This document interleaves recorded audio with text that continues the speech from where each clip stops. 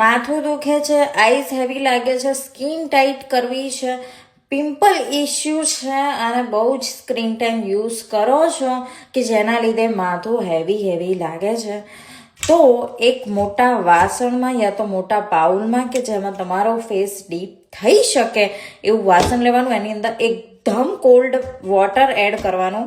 તમે ઇન્ડિયામાં ice with water કરી શકો છો અને તમારો ફેસ એની અંદર ડીપ કરવાનો છે પાણીની અંદર, અને મેક શ્યોર કે આઈસ ઓપન રાખવાની છે અને તમે જેટલા ટાઈમ સુધી રાખી શકો એટલા ટાઈમ સુધી રાખવાનું છે અને આવું 10 વાર કરવાનું છે. Weight,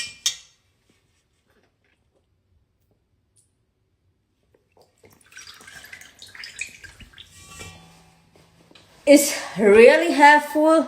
Try that and let me know in the comment section.